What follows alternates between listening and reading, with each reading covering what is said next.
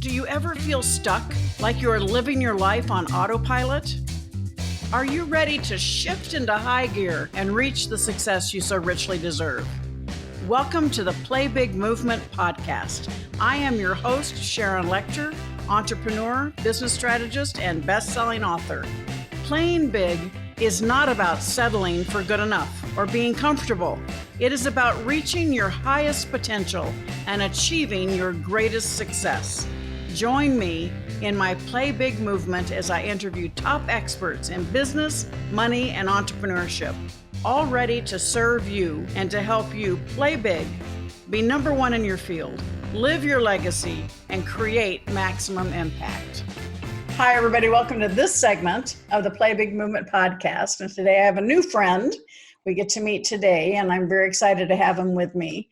Cheryl Snap Connor introduced us and recommended that I have Lonnie Mayne on the show today. And thank you, Lonnie. I appreciate you being with me. Sharon, thank you. It's a pleasure to be with you. Well, you have a new book out called Red Shoe Living, so I can't wait to hear more about it. But your background is pretty extensive and really focusing on high performance leadership, and you have like 5 tenets of leadership that you talk about. And then you've worked with some of the top brands. So when we talk about playing big, you certainly have filled that category. You've been with Bank One, Nike, Bose, Saks Fifth Avenue. I'm looking at my list here, so that's why I'm not looking at the camera.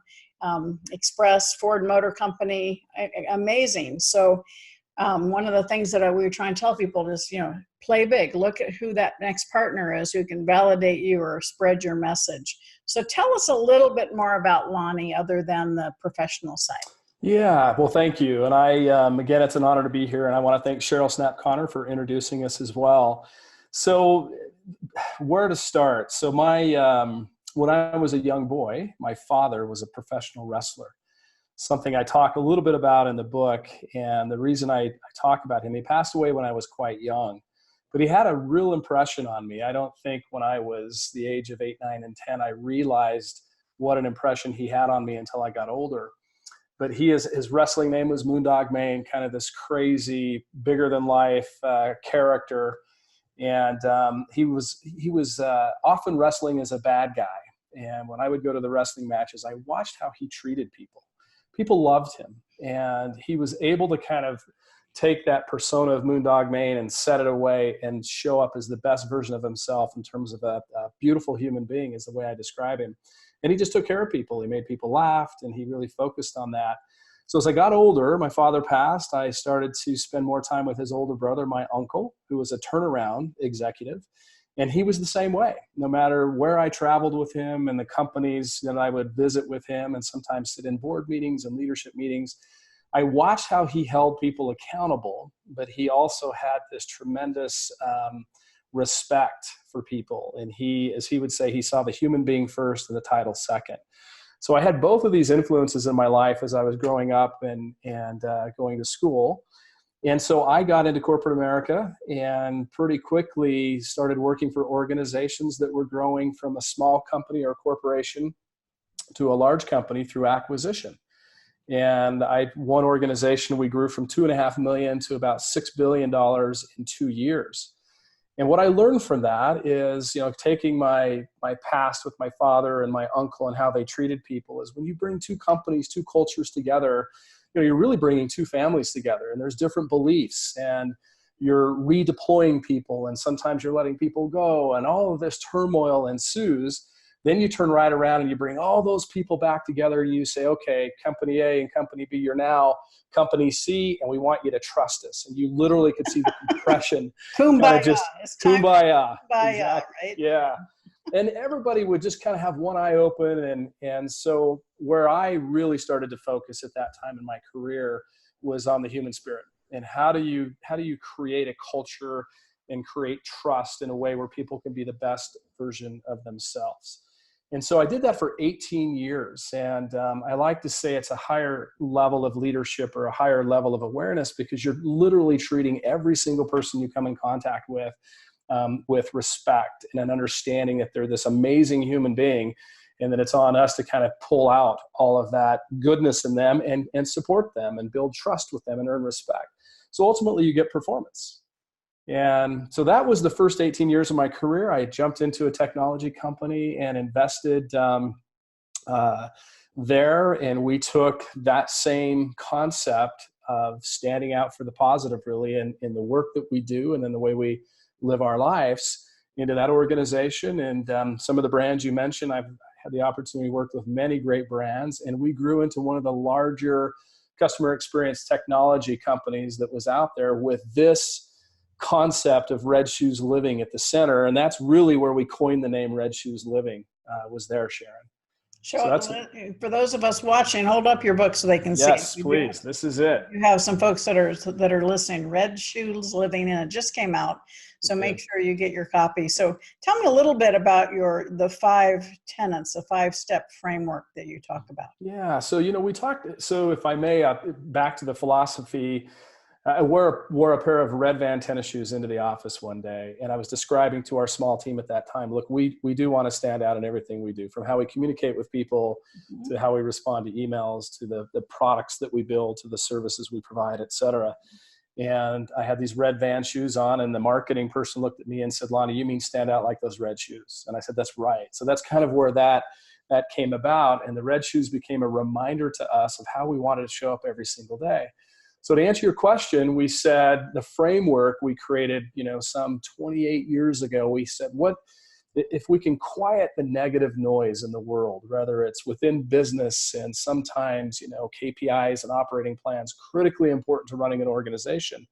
But that noise can be a little negative sometimes. It gets in the way of us actually delivering what we're trying to deliver to the customer or to the employee. And so we said we need to create a framework that's simple, that's straightforward, that kind of crosses all generations, all demographics, that people would understand and get. And that's where these 5 tenets, as you say, came along. And the first one is awareness. And awareness takes on all kinds of forms, but it's as simple, Sharon, as me being aware of you today and making sure that I'm paying attention. Am I talking too much? Am I listening to you? Being present and aware, right? That's exactly right. And I think we have so many things to distract us today. If I go to lunch with somebody and they've invited me to go to lunch and I sit down with them for 50 minutes or an hour, the first thing I do is take my phone and put it behind me, because I want to be present for them. And I find that I can receive incredible value if I listen and if I pay attention. And in return, I hope I can give incredible value, along the way as well. Mm-hmm. Awareness also takes on the form of your own personal health, whatever that is for you. I've learned with hard charging leaders and executives, we all work so hard. And, so we have to take care of ourselves. We have to get the proper sleep, and whatever health looks like for the leader, they have to be aware enough to recognize when they need to take a break or they need to stay healthy to lead that way. So awareness. A lot of entrepreneurs haven't figured that out yet. And that's important. And I think that's the key, is that at times you have to have something that just makes you aware of it, because I've been in that situation where I've worked 12, 13-hour days, and somebody else will make me aware of it and say, hey, you know what? We really do like you a lot. We'd like you home for dinner. We'd like to spend some time with you. So awareness becomes the first one. And then gratitude, as simple as that sounds. We have found that grateful leaders, grateful executives, and successful people are grateful people. And when you're grateful, you allow people to step into your world and opportunities come to you. And so it's a way of thinking about the world, grateful for the time I have with you to be on this podcast, and grateful for the paychecks that we receive and the people that we work with, et cetera. When you're ungrateful, you become small and cynical, and then you wonder why people don't step into your world. Let me interrupt here, because I want to ask you, what do you do when you find yourself with someone who you can't get past that cynicism, that they just can't get to that grateful spot? Yeah. Awareness kicks in, right? So this is how this kind of works. So immediately my own awareness kicks in, and I think, okay, I've got a wall here that I need to either try to, get over the top of or go through and connect with this individual. And so a lot of times I've also gained a sense of humor about it. I used to get really disappointed, if I was dealing with a hard charging leader or executive and they had that wall up and they were ungrateful and cynical. It would disappoint me, because I could see there was a much better way to accomplish an objective. So it takes a little time, Sharon, to answer your question. Sometimes I have to be a little more patient And, the third tenet is actually everybody has a story. So what I say in those moments, there's a story there. There might be a reason this leader is responding the way that they're responding. Could be something that happened during the day. It could be something that happened during the past. It could be the pressure of the board. So this is kind of the way it starts to flow for you. I share with people that are having issues with their employees, exactly that thing. Everybody has a story. And unless you, have a check-in and find out where they are in their life, you don't know whether they are even present and aware. So they can't be with you or grateful if they're lost in their own story. So part of it is checking in with them and figuring out where they are so that you can create the space for that kind of communication, right? Yeah, that's exactly right. I just was with a board in Florida for 2 days doing some strategic work with them. And this is the concept that really connected with all of them. And over 2 days, and they even joked around about it a little bit as, oh, Lonnie's got a different story today than he had yesterday. And that might be, maybe I didn't get enough sleep, Mm-hmm. But we get people to connect with it in that way. And so those are the first three. And the fourth one is kindness and respect. And, I'm fiercely competitive and I want to grow my business and I want to win, but I want to do it for the right reasons. And I believe that as a leader, I can be kind and respectful. Kindness can drift. Respect can never drift. It has to stay at the center of everything that we do. And the great part, kindness can drift, respect cannot. I love that. That's right. Excellent. Yeah, thank you. And I think what I mean by the kindness, or what I do mean by that, is there are times we have to charge the hill, and it might be at the end of a quarter, and we're trying to make our numbers, or we're trying to accomplish great things. So we might be a little brief with each other, but we understand the story is we're trying to get to the top of this mountain. But respect again has to stay intact throughout everything. And so the best thing I get to do is work with people like yourself that understand kindness and respect. I know that's something that's important to you as well. And, I'm willing to do much more for a leader that is going to at least hold me accountable, give me the authority to be the best version of myself, but hold me accountable, but give me some respect. And I'll earn that respect by my hard work or smart work or whatever that may be. And then the fifth tenet is putting yourself out there. So, you can go through the first four, but if you don't actually do something for somebody or do something in a situation to stand out for the positive, then the loop kind of starts to close. It doesn't complete itself. I use the example of going to a local coffee shop here in Park City, Utah. And when I walk in, I'm aware of who's working and how busy they are. And I start to pick up on, David, if he's studying for college right now and he's been up all night, I can kind of pick that up because that's part of his story. I'm always grateful for him because I got my coffee ready. They know my name. I know everybody that's in there. Kindness and respect always shows up. I'm also respectful to the people behind me if I'm having a conversation that might be taking away from them getting their coffee, and then everybody has a story. And that once we start to connect, even for 10 or 15 minutes, we can really understand each other's stories. But then I have to do something. I have to buy somebody a cup of coffee. If there's a new employee there, I might have to introduce myself to that employee, if you will, to complete this cycle of what I call red shoes living. So, and we didn't talk about this at a time, but one of the things that I, share when I'm working with companies or clients is, leadership is also one of the biggest issues I think in leadership is the ability to listen. Because when there's a lot of leaders that are type A personalities and they know where they want to go, and they're not necessarily following your 5 steps because they're so fixated on a particular outcome. Right. And yet, listening to me is one of the best skills a true leader can have. So share a little bit. Yeah, I agree. And a gentleman, friend of mine, George Colony, who's the CEO of Forrester, this has been a few years ago. We had a conversation that was similar to this, Sharon, and we talked about how when we come together as human beings, we create value for each other. And he made a comment to me that if we listen, the value will come back our way too. And here's how that shows up for me. I practice this philosophy and framework in my personal life. And so, tonight it's Tuesday. It'll be Taco Tuesdays. We'll go get some tacos tonight. And the individual that will come up and serve me, if I pay attention, even though they're serving me, and I'm seeing them as the human being first and the server second, if I pay attention and I listen, I'm going to learn something from them. I'm going to connect with them. And so I agree with you. I think the most powerful form of leadership is listening and paying attention and not thinking about the next thing you're going to say. Joshua Bell, I like to tell a story, and it's not my story, but it's a story about a violinist that, the Washington Post many years ago went to him and said, we want you to take your, Stradivarius violin and play down in the DC metro station for 40 or 45 minutes. And we want to see if anybody pays any attention at the height of rush hour, people coming and going through the station.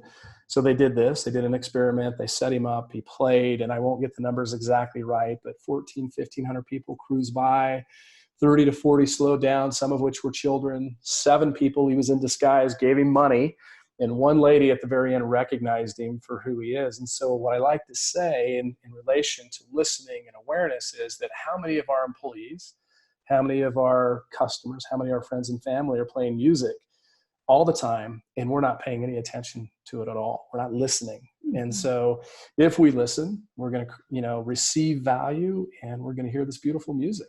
And sometimes it's not so pretty, but we need to listen. Yeah. One of the things that I often get feedback in a positive way, but I make it a point wherever I'm at a restaurant to make sure I'm making eye contact with the servers and thanking them. And certainly I also notice when they're really busy, and so they might not be Johnny on the spot for me. Right. But I think, eye contact is something that's getting fewer and farther between in today's society with screens and cameras. Yeah. And it's so important to have that human connection. And certainly you don't know who that individual is or what their circumstances are, but you can brighten their day with just contact, make them know that they're human. Yeah. And they have their own story. So I think it's just a common decency. Yeah. As well as respect. Yeah, and to your point, I think in today's world, because it's pretty noisy, that just the little things stand out. Eye contact, saying thank you, acknowledging people and seeing them as a human being, as we're talking about. Those are very powerful things, whether it's within an organization or it's outside, in our personal lives. So I agree. So Lonnie, tell us what is your goal for your Red Shoes Living book? What is it that you hope to accomplish? Yeah, I think the book, the way I like to say it, I don't believe we're telling anybody anything new. I think these are the basic common things that we grow up with. But we're giving them a different way of thinking about it, and we created that framework because we wanted that to be a place for people to go home to. So our goal to answer that question is to, share this message, the philosophy and the framework, and we do it with stories and anecdotes, and these are real stories in the book, as a reminder to people of what they already know. And so it never goes away again. So if the noise gets a little loud, they can come back to awareness and go, I need to pause for a minute, turn the noise down and start with awareness and come back to gratitude. So that's our goal, and it is a business book, but we wanted to write it in such a way that literally anybody could pick it up and read it, remind themselves, I think, of what they already know, and never let that negative noise get so loud again that we can't perform at the highest level. So when you walk into a new situation, and I'm assuming that this has happened to you, it certainly has happened to me, into whether it's a boardroom of people on the board or a group of employees, and you can immediately feel the tension that there's, there's distrust, there's disloyalty, there's negativity. What is the first thing that you do? I think so. I love the question, and I've thought about this for years, because you do, to your point, you walk into these rooms and you can feel the culture, you can feel the politics, you can feel the drama, you can sometimes feel there might be a new leader in the room that's trying to impress his new boss, and you've got all these dynamics going on. And so what I figured out, I used to call it the 15-minute ego wall. But 15 minutes, including myself, we're all going to have some level of ego and anxiety in a wall.